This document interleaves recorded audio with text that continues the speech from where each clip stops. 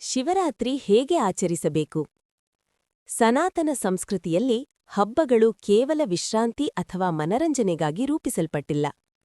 ಪ್ರತಿಯೊಂದು ಹಬ್ಬದಲ್ಲೂ ಆಧ್ಯಾತ್ಮಿಕತೆ ಮತ್ತು ದೈವಿಕತೆ ಅಡಗಿದೆ.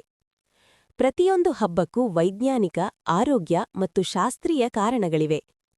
ಅಂತರಿಕ್ಷದಿಂದ ಹರಡುವ ಕಾಸ್ಮಿಕ್ ಕಿರಣಗಳು ಹಾಗೂ ವಿದ್ಯುತ್ ಚುಂಬಕ ತರಂಗಗಳನ್ನು ಗಮನಿಸಿ ಯಾವ ದಿನ ಯಾವ ಕಾರ್ಯ ಮಾಡಿದ್ರೆ ಮಾನವನ ಜೀವನ ವಿಕಸಿಸುತ್ತದೆ, ಇನ್ನಷ್ಟು ಉನ್ನತ ಸ್ಥಿತಿಗೆ ಏರಲು ಸಾಧ್ಯವಾಗುತ್ತದೆ ಎಂಬುದನ್ನು ಅರಿತು ನಮ್ಮ ಮಹರ್ಷಿಗಳು ವಿಶೇಷ ಪರ್ವದಿನಗಳೆಂದು ರೂಪಿಸಿದ್ದಾರೆ. ಶಿವರಾತ್ರಿ ಯೋಗರಾತ್ರಿ. ಈ ದಿನ ಪ್ರಕೃತಿಯಲ್ಲಿರುವ ತರಂಗಗಳು ಮತ್ತು ಅಂತರಿಕ್ಷದಿಂದ ಬರುವ ಕಾಸ್ಮಿಕ್ ಕಿರಣಗಳು ಮಾನವನ ಆತ್ಮವಿಕಾಸಕ್ಕೆ, ತನ್ನ ಪರಿಪೂರ್ಣ ಸ್ವರೂಪವನ್ನು ಅರಿಯಲು, ಆತ್ಮ ಸಾಕ್ಷಾತ್ಕಾರಕ್ಕೆ ಸಹಾಯ ಮಾಡುತ್ತವೆ.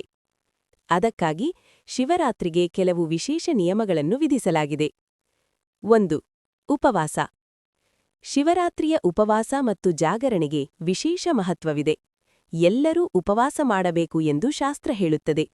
ಆದರೆ ಮಕ್ಕಳಿಗೆ, ವೃದ್ಧರಿಗೆ, ರೋಗಿಗಳಿಗೆ, ಗರ್ಭಿಣಿಯರಿಗೆ ಮತ್ತು ಔಷಧ ಸೇವಿಸುವವರಿಗೆ ವಿನಾಯಿತಿ ನೀಡಲಾಗಿದೆ. ಉಪವಾಸದ ದಿನ ಸೂರ್ಯೋದಯಕ್ಕಿಂತ ಮೊದಲು ಎದ್ದು ಸ್ನಾನ ಮಾಡಿ, ಇಂದು ಶಿವನಿಗೆ ಪ್ರೀತಿಕರವಾಗುವಂತೆ ನಾನು ಶಿವರಾತ್ರಿ ಉಪವಾಸ ಮಾಡುತ್ತಿದ್ದೇನೆ ಎಂದು ಸಂಕಲ್ಪ ಮಾಡಬೇಕು. ಉಪವಾಸ ಎಂದರೆ ಭಗವಂತನಿಗೆ ಮನಸ್ಸು ಮತ್ತು ಇಂದ್ರಿಯಗಳನ್ನು ಹತ್ತಿರ ಮಾಡುವುದು. ಆರೋಗ್ಯದ ದೃಷ್ಟಿಯಿಂದ ಉಪವಾಸ ದೇಹದ ವಿಷಪದಾರ್ಥಗಳನ್ನು ಹೊರಹಾಕಿ ಪ್ರಾಣಶಕ್ತಿಯನ್ನು ಹೆಚ್ಚಿಸುತ್ತದೆ. ನೀರು ಕೂಡ ಕುಡಿಯದೆ ಉಪವಾಸ ಮಾಡುವುದು ಸರಿಯಲ್ಲ. ದೇಹವನ್ನು ಕಷ್ಟಪಡಿಸಿದರೆ ಮನಸ್ಸನ್ನು ದೇವರ ಕಡೆಗೆ ಕೇಂದ್ರೀಕರಿಸಲು ಸಾಧ್ಯವಾಗುವುದಿಲ್ಲ. 2. ಜೀವಾರಾಧನೆ. ಉಪವಾಸದಿಂದುಳಿಯುವ ಅನ್ನ ಅಥವಾ ಆಹಾರವನ್ನು ಹಸಿದವರಿಗೆ ಹಂಚಬೇಕು. ಅಷ್ಟಮೂರ್ತಿ ತತ್ವದಲ್ಲಿ ಶಿವನು ಜೀವಿಗಳ ರೂಪದಲ್ಲಿ ಸಂಚರಿಸುತ್ತಾನೆ. ಹಸಿದವರನ್ನು ತೃಪ್ತಿಪಡಿಸುವುದೇ ಈಶ್ವರ ಸೇವೆ. ಅದಕ್ಕಾಗಿ ಸ್ವಾಮಿ ವಿವೇಕಾನಂದ ಜೀವಾರಾಧನೆ ಶಿವಾರಾಧನೆ ಎಂದರು. ಶಿವರಾತ್ರಿಯ ದಿನ ದೇಹವು ಶಿವಶಕ್ತಿಯನ್ನು ಗ್ರಹಿಸಲು ಬೆನ್ನನ್ನು ನೇರವಾಗಿಟ್ಟು ಕುಳಿತುಕೊಳ್ಳಬೇಕು ಅಥವಾ ನಿಲ್ಲಬೇಕು. 3. ಮೌನವ್ರತ. ಶಿವರಾತ್ರಿಯ ಮೌನವ್ರತ ಮಾನಸಿಕ ಶಾಂತಿಯನ್ನು ನೀಡುತ್ತದೆ. ಮೌನ ಎಂದರೆ ಕೇವಲ ಮಾತನಾಡದೆ ಕುಳಿತುಕೊಳ್ಳುವುದು ಅಲ್ಲ. ಮನಸ್ಸು, ಮಾತು, ದೇಹ ಈ ಮೂರೂ ಒಂದಾಗಬೇಕು. ಅನವಶ್ಯಕ ಆಲೋಚನೆ ಮತ್ತು ವಾದಗಳನ್ನು ಬಿಡಿ. ಮನಸ್ಸನ್ನು ಶಿವನಲ್ಲಿ ಕೇಂದ್ರೀಕರಿಸಿ.